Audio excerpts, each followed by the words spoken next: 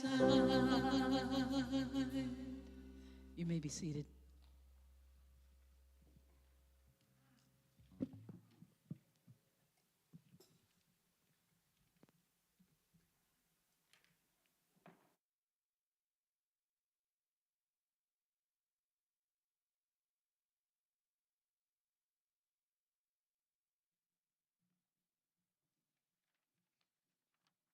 Good morning. Today I'm reading from Habakkuk, chapter 1, verse 5 through 12. The Lord replied, "Look around at the nations, look and be amazed. For I am doing something in your own day, something you wouldn't believe, even if someone told you about it. I am raising up the Babylonians, a cruel and violent people. They will march across the world and conquer other lands. They are notorious for their cruelty and do whatever they like. Their horses are swifter than cheetahs and fiercer than wolves at dusk. Their charioteers charge from far away. Like eagles, they swoop down to devour their prey. On they come, all bent on violence. Their hordes advance like a desert wind, sweeping captives ahead of them like sand. They scoff at kings and princesses and scorn all their fortresses. They simply pile ramps of earth against their walls and capture them. They sweep past like the wind and are gone, but they are deeply guilty, for their own strength is their God. O Lord my God, my Holy One, you who are eternal, surely you do not plan to wipe us out. O Lord, our rock, you have sent these Babylonians to correct us, to punish us for our many sins."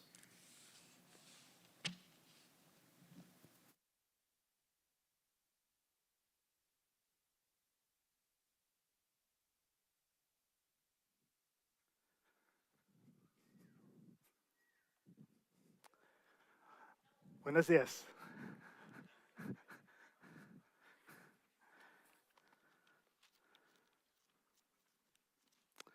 So, last week I promised you I was going to talk about politics this week, all day.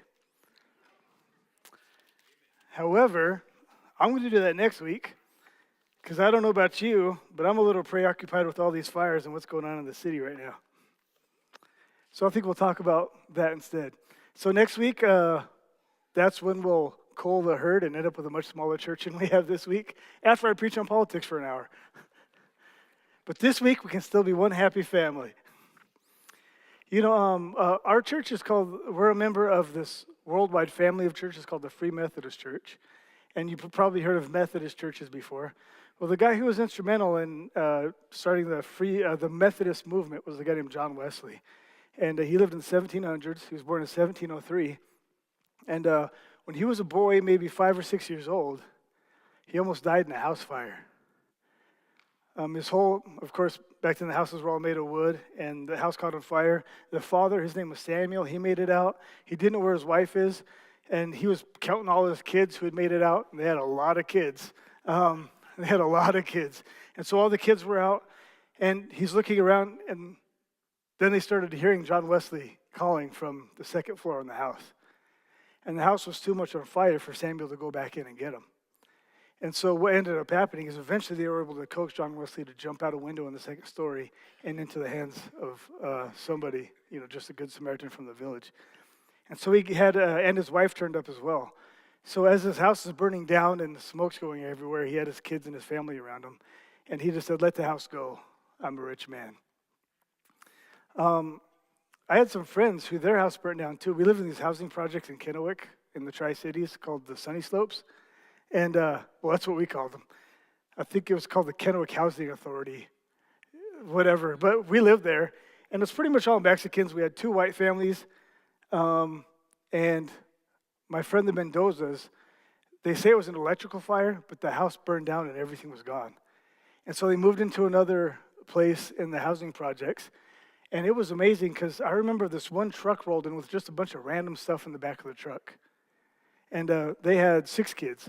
But someone rolled up next to the house, the new apartment, in the back of a truck just filled with all kinds of stuff. It looked like a bunch of garbage, but I mean, to poor people, that's like a whole truck full of awesome, amazing things there, right? They had blankets, they had clothes, they had toys they had brought. They had driven all the way from Montana because they heard on the news about this house that had burnt down. Later, Martin, one of the kids, I think it was Martin. No, I think it was Chava, actually. One of the dumb ones. They were, kidding if you're watching. They were cooking in the kitchen, and a small grease fire started on the stove. So, of course, they were just going to put it out. So they went over the sink, filled up the biggest glass they could find with a bunch of water. Then they put the fire, and it just went up all over the kitchen. The house did not burn down that time, but they caught it beaten like you wouldn't believe because they had already burned one house down, and they were about to burn this one down too. What's interesting about, and this passage talks about a devastation that's coming into Jerusalem. And as we're living life day to day, we kind of get in this groove. We kind of get in cruise control. Whether we remember to turn our silencers off or not, we're just kind of hanging out in life and moving through. And a lot of times when life is balanced or good enough and it's ordinary, we kind of lose sense of our priorities. We just kind of forget what's important. And in those moments when things become catastrophic, those tend to be the times we remember what matters. One of my great honors as a pastor is I get to sit with a lot of people when they're dying. And I get to be with the families as somebody they love is passing away. And I spent a lot of time with those people, when they were healthy. And when we're healthy, we talk about all kinds of things, the weather, sports, MMA if they're cool. There's all kinds of things we talk about. But we usually don't talk about those things at the end. Usually I sit the family down together and we pray and I let them know, so they say, okay, we're close. One of these next conversations will be the last conversation you ever have with this person. Why don't you each just take a few minutes and say goodbye to them? And I'll be here if you need prayer. But this is probably a good time to say what you need to say. And when they talk to them, they say things like, it's okay, Dad, you can go. You don't have to keep holding on for us. We love you. You've done so much for us. Thank you for everything you've done. And sometimes they'll say things like, I forgive you. Let everything go. You were a good dad. Sorry I didn't always see that. Or they'll say things like, you weren't the best dad, but I still love you, and I'm glad I get to be here. They talk about important things. And if you had 2 minutes to run into your house and to pull things out of the fire, you're going to pull out the important things. So I think it's a really good idea once in a while for us to remind ourselves what's important. What are the things that really matter? If all of life burned down and we just had a few things left, what could those things be where we could say, let the house go? I'm a rich person. And what's interesting is Mark chapter 12, people have a conversation with Jesus. And lots of people talk to Jesus about a lot of different things. They talk to him about, well, should we worship over there or should we worship here? Well, your disciples are, they're plucking grain on the Sabbath. That violates the law. How do you deal with that? John's disciples, they fast, but you don't fast. And your disciples don't fast. So explain yourself. So they talk to Jesus about a lot of, just a wide range of topics. They'll say, you see this blind guy? Who sinned? Was it him or his parents? Like, whose fault was this?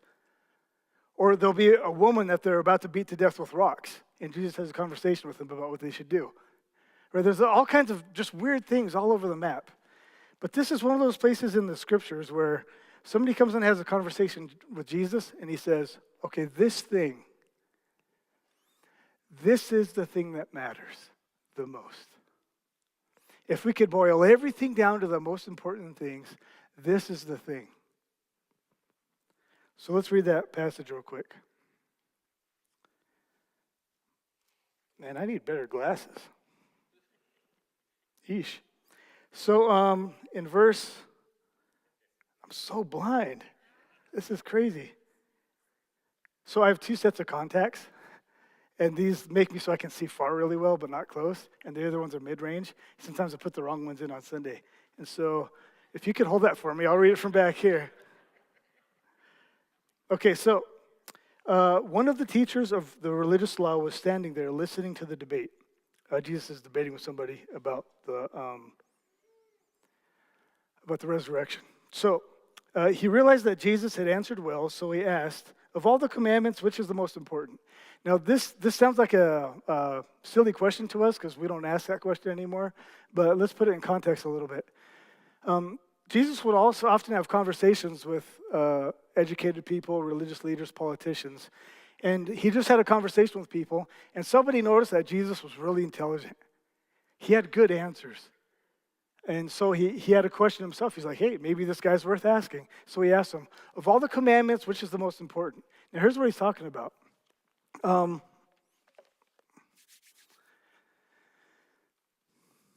Lots of people come to church for different reasons. Right? Different things are important to different people. Some of you, the music is the most important thing. And you'll pick a church based on the music only. Preaching, you can leave it or take it. You know, community, you kind of come in the last minute, you leave as soon as possible so you don't have to talk to anybody. The music doesn't matter. Some of you, it's the people. So you come here just to be with each other, to hang out, to connect with friends, to see everybody again. Some of you come here, actually, there's like 3 of you I pay to come here so you can come and listen to the sermons, right? So you come to get paid and also listen to preaching. And a lot of you come here just because it's the right thing to do. The Lord says you should gather with his people to worship. You shouldn't neglect getting together. And you're in the habit of getting together, giving God good worship. And you want to make one morning of the week not about you. You just want to make it about God. So you give him a morning as an act of worship. So people come to church for all kinds of different reasons. But to every person, that reason they come to church, in a sense, is the greatest commandment. Like, it's the most important thing about a church. I remember once we did Amazing Grace, but we did it to the melody of an Eagles song. And I won't say which one, but during the chorus, we talk about how we had a peaceful, easy feeling. And they left the church so angry. Just mad. One, apparently they're lame and they don't like the Eagles. Because, but they thought it was sacrilegious to take a hymn and to put it to a new melody. Although I will say we sang it to a different melody before it didn't bother them, but we're not going to get into it. But for them, we had violated a greatest commandment in their heart. And that was we had been sacrilegious and irreverent to probably the most famous hymn, maybe the most famous song of all time, right? And so for them, that was just super offensive. We didn't preach heresy. We didn't treat anybody in a mean way. We didn't condemn or we weren't judgmental toward everybody, but we violated the sanctity of the song that they loved. And that was enough for them to go find a whole new church home, even though they had attended that church for years by that point. Everybody has kind of a most important commandment when they come to church. And a lot of times it's not thought of and it's kind of unwritten in their minds. In Jesus' day, people would have conversations about how do you relate to God? What's the right way to do that? When you relate to God through church or in day-to-day life, do you do it primarily through music? Do you do it primarily through sermon? Do you do it primarily through Bible? Primarily through relationships? What's the most important? What matters? And of course, from the Old Testament, they had inherited a bunch of laws. And these laws served many purposes, but one of those purposes is if you follow these laws, you'll be a different kind of people, and then you'll show off God to the rest of the world. And that this way you won't act like the other nations. You'll be a special chosen people, it'll be obvious. On top of those laws from the Old Testament, some 600 or so of them, there were additional laws that priests came up with that helped people follow these laws during their time. So it says, don't work on the Sabbath. What does that mean? Can I walk to the kitchen, but not walk to the grocery store and buy stuff? Of course, for them it was a market, right? But the question was, well, what does work mean? What counts as this kind of food? And what the priests would do is they spend a lot of time trying to figure out how does those laws apply to people's everyday life so they can still live it out. And so not only did you have these 600 or so laws, 13 or so from the Old Testament, you had all these additional interpretations of the law that were given to people, so they knew how to be people who followed God at the time. So you ended up with thousands of commandments. Thousands of commandments. Variously applied, of course, but just all kinds of different ideas of what it means to follow God. And here Jesus says, and this guy comes to Jesus and he says, okay, out of all those hundreds and thousands of laws and commandments, which one's the most important? Here's what Jesus says. Jesus replied, the most important commandment is this. Listen, O Israel, the Lord our God is the one and only Lord. And you must love the Lord your God with all your heart, all your soul, all your mind, and all your strength. And then he gives them a bonus point. The second is equally important. Love your neighbor as yourself. No other commandment is greater than these. I know some of you grew up in church and some of you didn't. And it's kind of weird. Anytime you interact with other human beings, it's a mixed bag, right? Sometimes people are awesome, they bless you. Sometimes they're crazy and they destroy your life. And church is the same. We've experienced weird rules in church. I think most of us probably have. I remember, what's a good example? Okay, I went to a church once. My buddy was wearing a hat. They told him to take a hat off because it was disrespectful to God. And I was a new Christian, so I was like, okay, there's another rule. Don't like that guy. You know what I mean? But I was just like, okay, this is probably in the Bible somewhere. You know, in his defense, it was a Yankees hat. So, you know. But you know, no baseball hats in church because God doesn't like baseball hats, especially that one. That was a joke on a joke. Some of you have talked to and you've gotten judged for different things too. Some of you got judged for being sad because somebody in your family died. And somebody told you that if you have faith, you don't have grief. It's always joy and happiness because you're overcoming everything and you never lose. Which is one of the dumbest things I've ever heard. But people get judged for all kinds of things in church.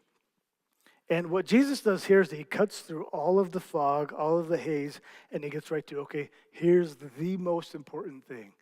If you were just going to pull one thing out of the church, one thing out of the house, and you're going to focus on what really mattered, this is it.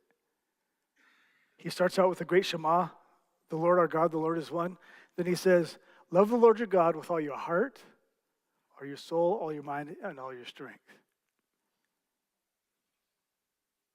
And love your neighbor as yourself.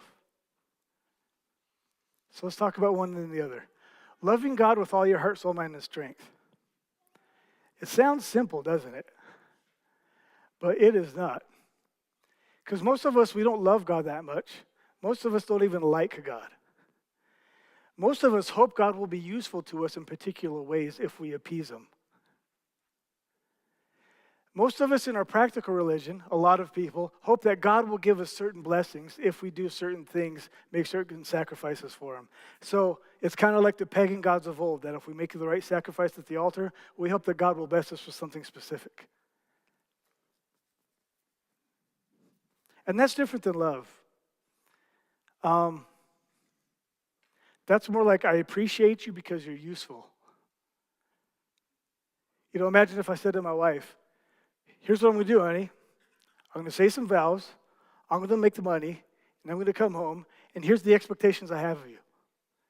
And here's what I'm going to do. And that's our contractual agreement.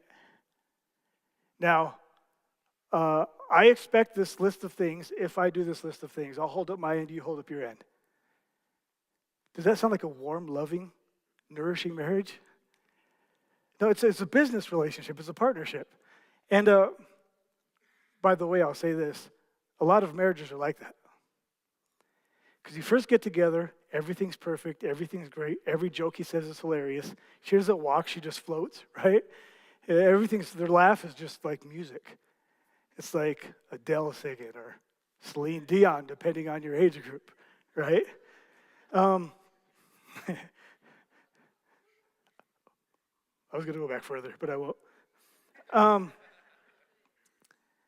So in the beginning, everything's perfect, and that's God using hormones to make you dumb enough to commit to somebody. And so when you bond with somebody and you commit to each other and you're together, after you're with them a while, you realize, oh, they're human. They have a bad temper when they drive. You know, they get mad at me for the way I put things in the shopping cart at the store. Like, what's this about? And you'll learn there's all kinds of things you didn't know about the person, and they're not perfect. And so what happens is a lot of times when we get married, we say, okay, look, I'm going to go this 50%, you go that 50%. That's the arrangement. We meet halfway. And at some point, it is inevitable that you will feel like the other person won't be holding up their end of the bargain. This will happen. And you'll feel like, well, if they're only giving 30, I'm only going to give 30. And then you try to emotionally punish the person in an attempt to get them to perform better as a spouse, right? So you both just keep pulling back and you pull back, and someday you just end up being roommates or enemies. The Christian concept of marriage is kind of like the vows. In sickness and in health, like whatever the situation, I'm going to love you, honor, and cherish you. And this isn't just between me and you, this is a vow we make with God. So this is my religious obligation for the rest of my life, is to love, honor, and cherish you. Sometimes I'm going to want to slap you because I'm a Christian. I'm not going to do it. Instead, I'm going to hug you and I'm going to help you, right? So the idea is you go 100%, the other person goes 100%, and when they're losers and they draw back to like 60%, you still give 100. Because that's what you said you'd do. And so hopefully by showing grace, at some point they can get back up to where they're supposed to be. And you're going to have times where you're not doing your part, right? Like, we're all human. And so this Christian concept of marriage, it should be an expression even of this idea that when we love God, we don't love God because he's useful to us or because he puts us in a good mood or because maybe if I start going to church and make that little sacrifice and put my marriage back together, or maybe if I faithfully serve in the church, that'll make me feel close to God. Right? It does for a little while, but sometimes it stops working. And you wonder, how come my sacrifice isn't getting God to do what I want him to do?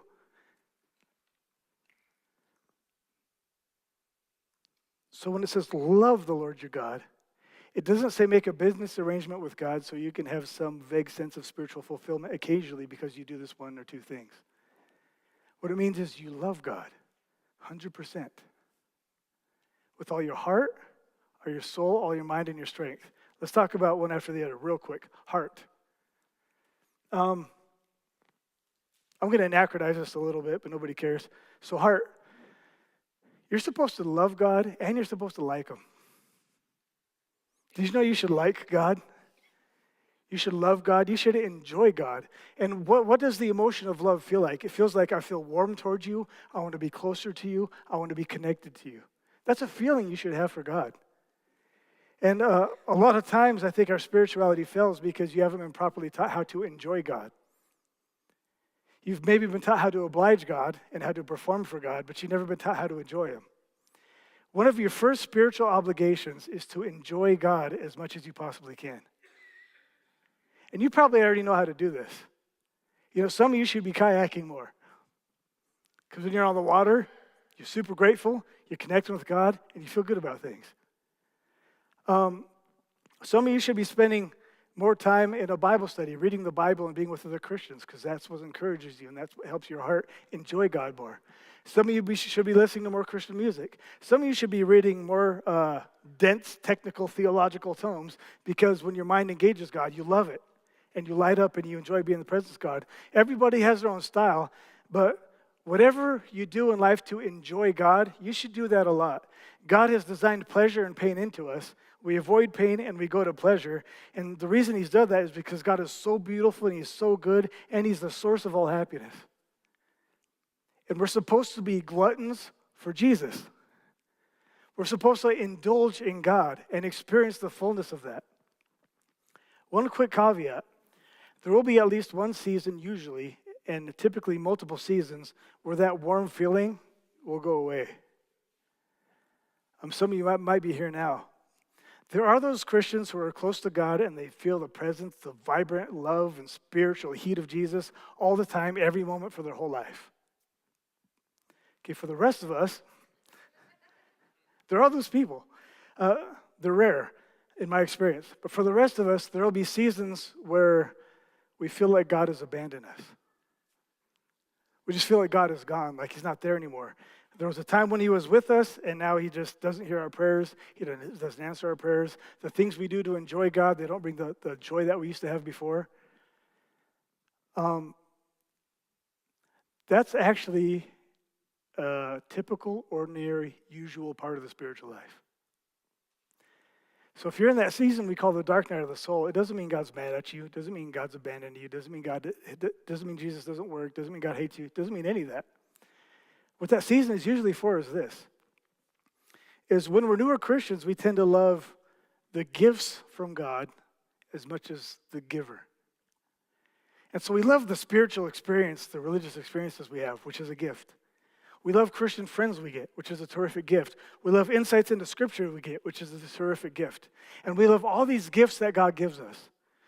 But the real point of the Christian life is to love not the gifts that you get, but to love the Lord your God. So these dark nights of the soul, that's to draw us away from loving the gift to loving the giver. And so all these reassurance, all these props, all of these rewards that we've gotten as Christians along the way, they just stop working. They just don't work as much. You're still volunteering in ministry, but man, I hate these people now. Don't go home with the blessing and the charge that you used to have. You know, you got married and it was a spiritual thing, and now you're like, man, I'm looking at the back door. Whatever it is, it ceases to work. You kind of have two options as a Christian if you're in the dark night of the soul. Actually, you have three. You have three options if you're a Christian in this dark night of the soul. One is you can just walk away from Jesus. You can decide he doesn't work, I'm done, and you can walk away. I don't recommend that. Because see, the thing is, when you live without Jesus and you live without the church, those spiritual struggles don't go away. And I realized this once because I was thinking, well, why does God allow all of this suffering, all of this pain in the world? And I was struggling with that as a newer Christian. Why would God allow pain? Why would God allow suffering? And I thought, you know what, maybe I should just give up this Christianity. Because I wasn't very committed at the time anyway. You know, it's pretty new.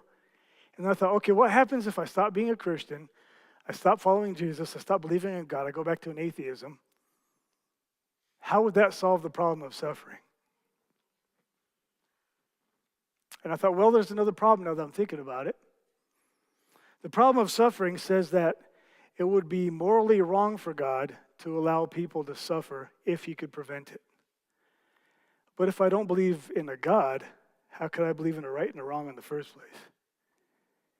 Because if there's no moral lawgiver, there's no moral law, and morality is just something that each society makes up that year. They feel like it, right? And so if we just make it up, right or wrong is what we all decided as a group. So how could I ask the question or make the accusation that it would be wrong for God to do anything if I don't believe in right or wrong? But I feel in my gut that suffering is wrong and it's bad, and I want to do something about it. And I couldn't get away from that sense that there was right and wrong and there was a morality in the world. And I thought, you know what? I think if I become an atheist, my philosophical problems are going to get worse, not better. Right? So we do have to think of that if we walk away from the Lord, that's not going to solve these problems. Usually makes them worse. So I don't recommend walking away from the Lord, but that is one option, is you can deconvert, is what they call it.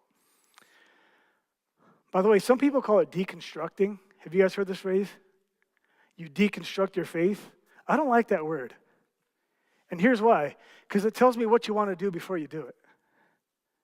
Okay, if you're deconstructing, that's your goal, is to demolish this house. Now you're just going around looking for tools to break the house down.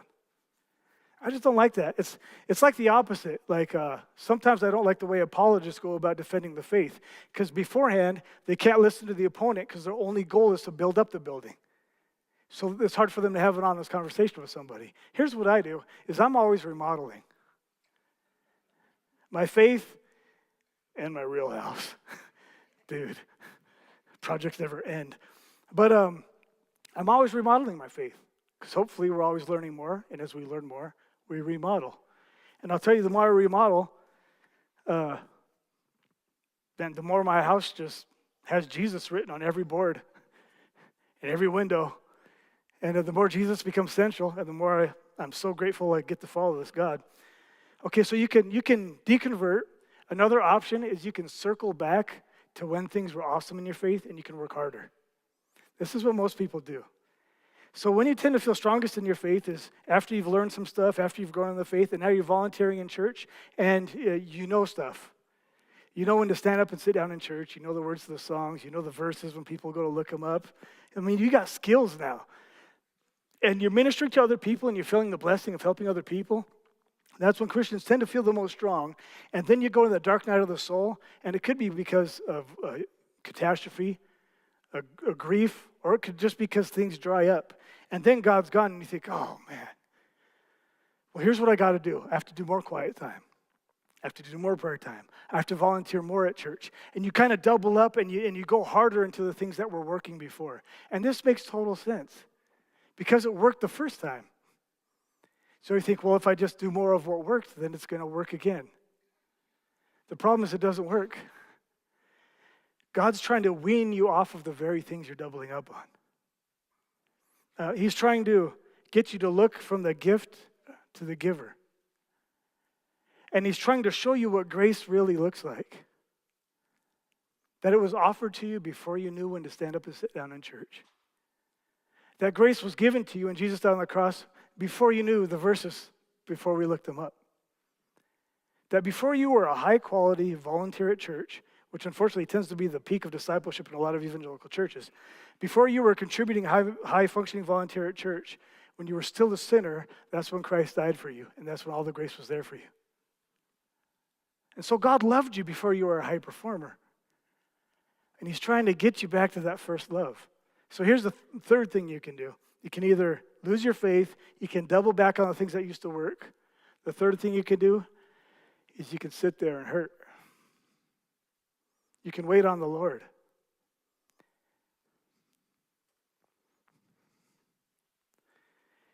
You know, faith is the evidence of things not seen.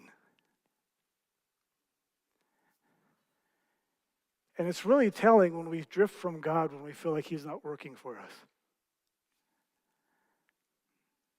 You should anticipate that because it turns out God is very uncooperative, being God and all. But also, he's not a vending machine. He's not a cosmic Santa Claus. And so, when he's uncooperative and we drift away, when we have that dark night of the soul, our option is to exercise faith and to still be faithful, even when the barbarians are at the gate. Even when there's a prophecy of impending destruction, we can proclaim faithfulness to the Lord. And what that will do, if you can be patient and wait through it, is that will purify your faith. Like impure metal going through a fire, it'll purify that faith, and it'll pull out a more pure faith at the end. And C.S. Lewis has this thing I'm going to rip off. But imagine a Christian who looks around a whole universe. He has no reassurance that God is real. He has no comfort that his faith is working. He prays and it just echoes on the wall and there's silence on the other side.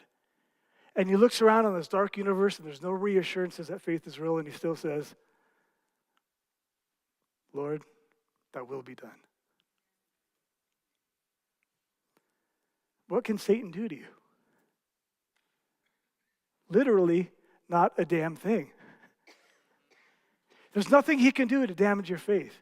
When it's been purified and it's from the gift to the giver, and you've come to a place where you will follow Jesus, not because he gives you good things, but because you love him.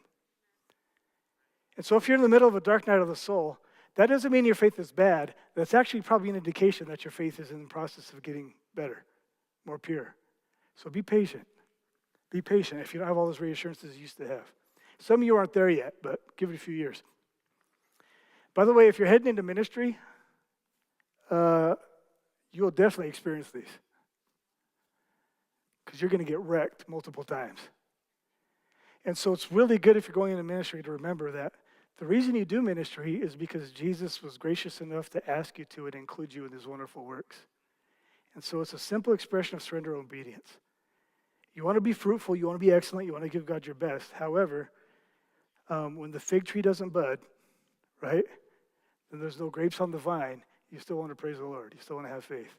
And so when you're getting wrecked as somebody who's done ministry before, you'll go through a lot of these too. So, but if it's not a dark night of the soul, and even during a dark night of the soul, you want to find ways to enjoy God so you can love him with all your heart. Okay? Love him with all your mind. You should know things about God. And you should know God. If I told you about my wife, you would learn a lot of things about my wife, but you wouldn't know my wife. How do you know my wife? Well, Moroccan beef at Twigs. Just letting you know, she's a big fan. So if you want to get to know my wife, bribe her with food at Twigs, and that will happen. You sit down across from a table, you have a conversation, you figure out what she laughs at, what's important to her. You learn that she's an amazing listener, that she's super intelligent and witty. You learn that she's very compassionate and kind and generous. But you learn who my wife actually is. You don't just know things about her. And a lot of you come to church and you're content to learn things about God secondhand. But to love the Lord with all your heart, soul, mind, and strength, you got to know things about God, and you have to experientially know God as well. So loving with all your mind includes learning things like theology, learning Bible, learning things, facts about God, but it also means you know God. And this is prayer. It's prayer, learning to talk to God, learning to listen to God. It's service, doing ministry with other people, helping other people, being with other people, learning about God through other people as well. Okay, all your heart, soul, mind, and strength. Have you guys ever seen a max effort deadlift? A deadlift is when you grab a bar and you just pick it up off the ground. Okay, there's a guy named Eddie Hall. And he picked up 500 kilograms. Now, I speak American, so that's like 1,100 pounds. Now, I don't know if you know that that's a lot, but that's a lot. You know, I would pick up my kid, and they'd be like 20, 30 pounds. Okay, pick up my kid. Oh, no, that wasn't good, right? That's my max deadlift, is a baby, apparently. But he went and he picked it up, 1,100 pounds. And so here's what this guy does. He grabs the bar, he rolls it back to himself, and he starts to pull. And when he first pulls it, the bar goes, and the weights stay in the exact same spot. And you just see him pulling with all of his might, just all of his strength. And the bar bends and bends and bends, and then slowly the weights come off the ground. And then inch by inch, you just see him pulling it. You see him pulling it, and this whole time, you have to do a thing called bracing to get your midsection strong so you don't fold in half when you're picked up the weight. Which bracing is you take a big breath and you hold your breath. So the whole time he's holding his breath and he's doing this. And there's so much pressure through his whole body, he starts bleeding out of his nose. Blood goes down his face and starts going, and he pulls it, and he pulls it, and he stands up with it. And then, because he's a boss, he looks around and starts screaming, and he holds it for way too long just to show off. Then he drops it. Right after he dropped it, his body collapsed on the bar. And a couple of his close friends were worried that he had a heart attack. That's what it looked like after the lift. Okay, that's what it looks like when you do something with all your strength.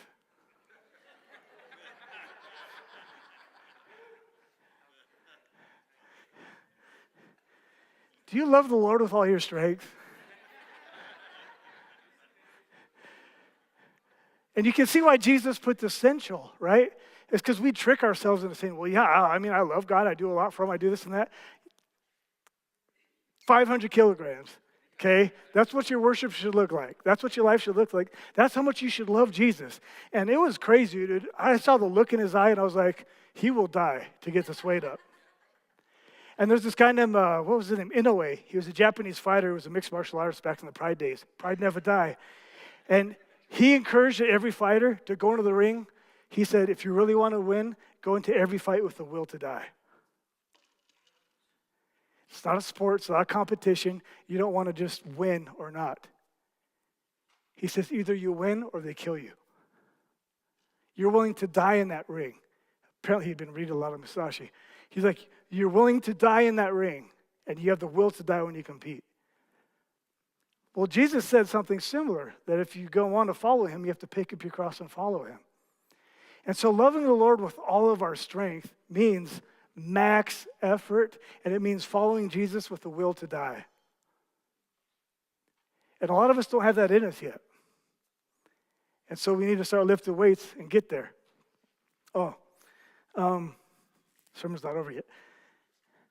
So, to simplify, you love the Lord your God with all your heart, soul, mind, and strength. He says, if you did this, you'd fulfill all the law and the commandments. And he says, but there's actually a second one that's just as important. That you love your neighbor as yourself. Quickly, I love myself. I feed myself consistently. I make sure I get sleep, I make sure I watch plenty of funny cat videos on YouTube. So my mind is fresh and happy to minister to people. It's all about ministry. And then, but I'm still alive here at age 40 to 35, right? I'm still alive here, and I've taken care of myself year after year after year after year after year. You've taken care of yourself as well. So you just want to take care of other people as well as you take care of yourself. And actually, it's a good idea to do it a little more.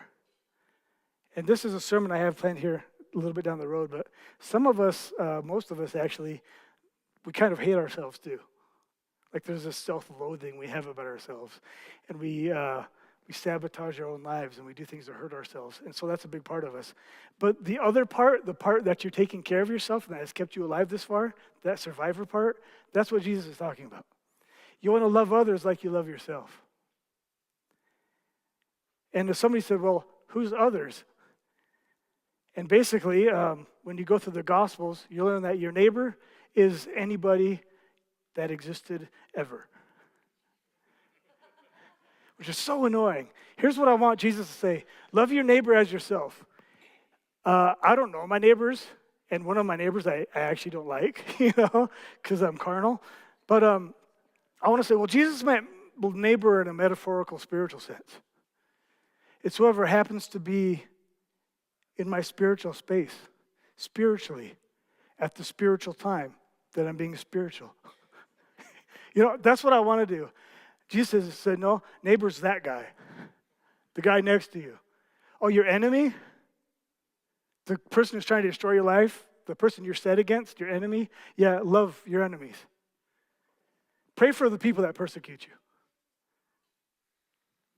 Oh, yeah, that people over there, that Samaritan, he was actually the good neighbor. The priest wasn't a good neighbor. The other guy wasn't a good neighbor. The priest and Levite, they weren't good neighbors. The Samaritan. And what that meant back then, those were fighting words. That was saying the person who was the wrong people group, who was the wrong religion, who was the wrong class, they were just lower. This is like I don't know, what would be a good example? This is the tweaking white nationalist in the trailer park in Deer Park. Right? And you're their neighbor. And they've already blown up 3 trailers and they're on their 4th. How have they not died, right? And you're like, and they just keep doing this. And people keep coming to the house and they're bringing all these terrible people around my family. Hate that guy. And they're racists. And they always play country music. Which isn't country music. It's more like pop music now. You want real country music, go back in the day.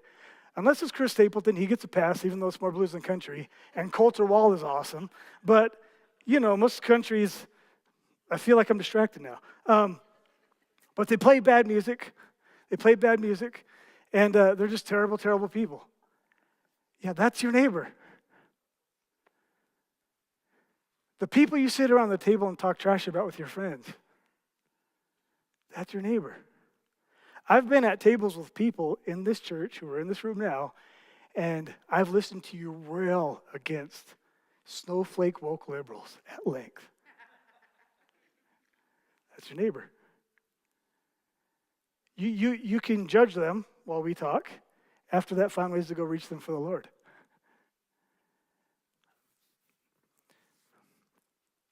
So if we were to pull the most important things out of the fire, and if we were to say, okay, as a church, what are we going to do? As Christians who are going to live in the world, what are we going to do? What are the things that really matter? We're going to love God with max effort, all of our heart, soul, mind, and strength, and we're going to love our neighbor as ourselves. And John Wesley, he had a lot to say about love, the guy I talked about in the beginning. So much so that there was a lot of projects of what we call systematic theology back in the Enlightenment period because they believed in the rationality. They were very rationalistic in that age. And so what they wanted to do is take all of the data from the Bible and make it all flow together and work together. They wanted a whole system of theology, just not ideas of theology. They wanted a whole system where everything worked, okay? And so you had, Calvin did one, Arminianists did one. They were super detailed. You can read them. If you do not fall asleep easily, you can read them. And you can see just how thorough, how intelligent, and how systematic and coherent their systems are. Okay, Wesley came along, and he learned from that, and he was also very rationalistic. But before he was anything, he was a pastor. And so as a pastor, he spent a lot of time with people. And there's books that have tried and systematize Wesley's theology.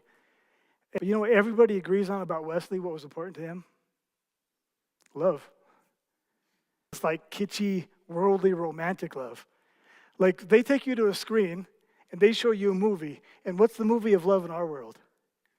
Well, it's typically two young, impossibly beautiful people who are attracted to each other, overcoming impossible odds so that they can finally find each other after the last complication when it seemed like it was going to work out near the end of the movie.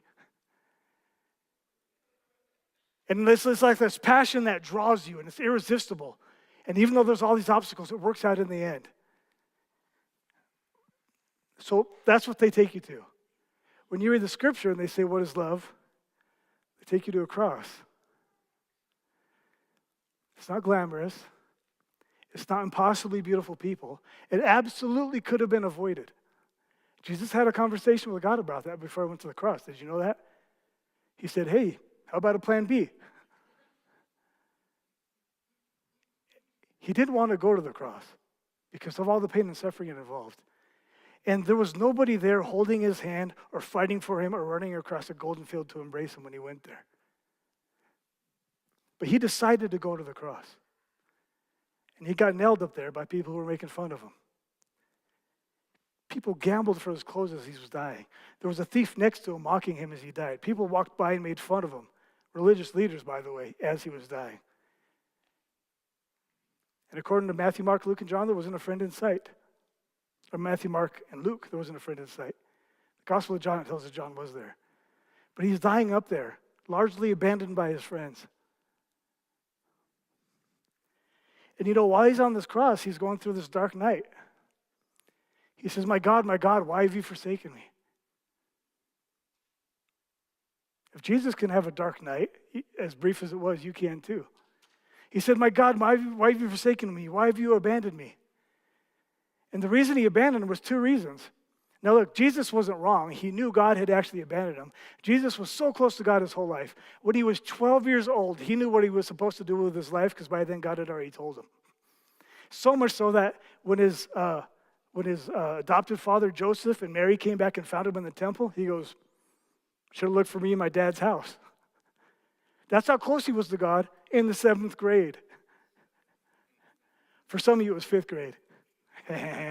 So that's how close he was to God from a young age. And then as he started ministry, he says, I never do anything unless the Lord tells me to do it. I never say anything unless the Lord tells me to say it. He was absolutely in step with the Lord all the time.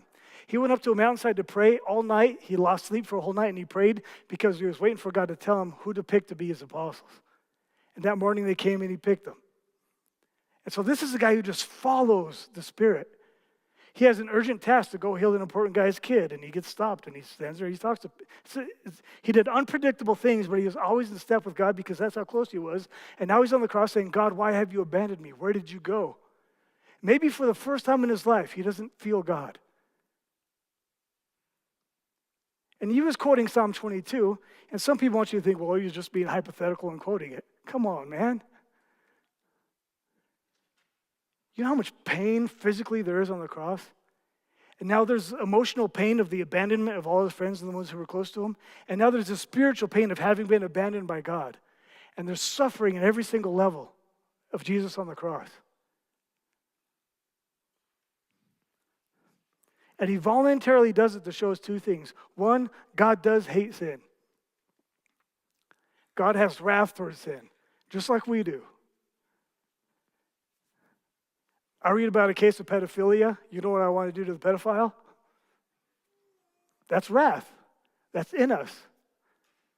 And God, who is outside of time, sees all sin, all evil, all pain, all hurt that anybody has ever caused everybody at once, continuously. So does God have wrath? Yeah. There is right and wrong. And God has wrath towards wrong, and he shows that. What does he also have? He has love. And so when Jesus says, I don't lay my life, or no one takes my life from me, I lay it down by my own authority. Why? Because there's no greater love than this. Somebody would die for their friends. Then he did just that. And he goes on the cross, and he absorbs all of that wrath. He absorbs all of that pain. He absorbs all that suffering.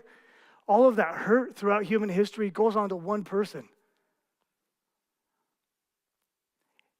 And it's not relieved until after his death at some point.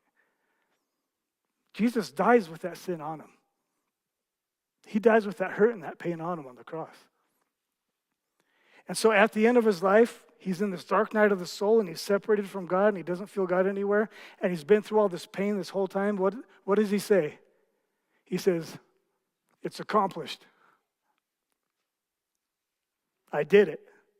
Now what did he do? This is crazy. This is the core of Christianity. Somehow, through his death on the cross, he's renewing the whole universe at the moment. So he overcame all Satan's sin and suffering and pain, and he's in the process of remaking all things through his death on the cross. So pretty sweet. Right? That's what he accomplished. He didn't just pick up 1,100 pounds. He picked up the universe and said, yeah, I'm going to fix this right now. Then he started. So that's amazing. Then his last words, while being forsaken by God, he said, Father, into your hands I commit my spirit. This cry of faith in the middle of his darkness. Then he breathed his last and he died. And the scripture says he did that because of love. Think about this. We believe Jesus was God. What's the one thing in the universe that seems like God doesn't have? I mean, he has the cattle on 1,000 hills. He owns the skies. He owns the earth. Right? He owns everything. But what's the one thing that's lost to God at the moment? Some of us. Some of us. Because he gave us the ability to choose, and some of us choose to drift. And so the reason he came to the cross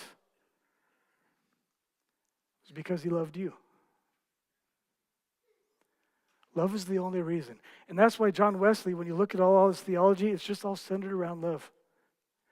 That when you break it down, love is what matters. That you love God with all your heart, soul, and mind, and that you love one another. And that you pursue being perfected in love as much as possible with max effort. And this is why some of us, when we stop and we say, well, Christianity kind of makes me feel better once in a while when I'm at church or when I hear a good song. And I'm grateful for that. I'm grateful for that too. But biblical faith is supposed to change you down to the very center of every cell of who you are.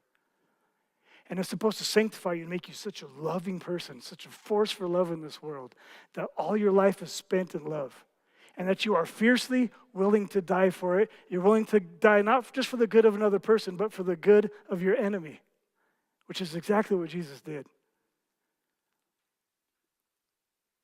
And so, love is the sum, it's the center, it's what mattered, but not some cheap sentimental love, but that practical, every moment, everyday love, where you're worshiping God with all your strength, and you're seeing your neighbor, and you're wondering how to be helpful to them. Let me close with this.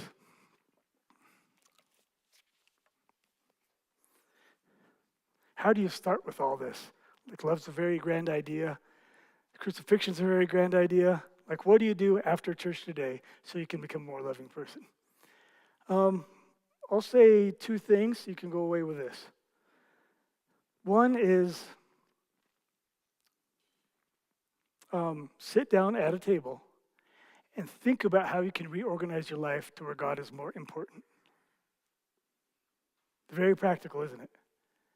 Sit down at a table and just think, okay, how can God become more central? How can I love God more with my life? And you'll have plenty of ideas. If you have one idea and that's it, do that until you get more. But I'm serious, sit down at a table with pen and paper and think about how can I reorganize my life in a way to where I love God more. And you know how to do this. If you wanted to save money for a trip, what would you do? You'd sit down, figure out the numbers. If you wanted to lose your gut, what would you do? Sit down and do the math, do the numbers again, I guess. I guess numbers is everything to me because I'm Asian. But you'll sit down and you figure out what you would do. And you can plan for that. So do that with your faith. The second thing, so that's loving God. Sit down with pen and paper, reorganize your life to where He matters. He's central. The second thing is start with the people closest to you, with loving your neighbor. I'd start with your spouse. Start with your kids. Start with your friends in your church. Think about your coworkers. Just expand the circle from there.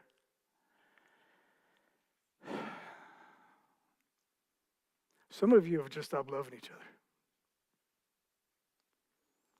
And I get it. People get boring and stodgy, and the same thing annoys you day after day after day after day. You're stressed out at work. You're burdened with many things. Life's difficult. Trust me, I get it. But we're distracted by many things.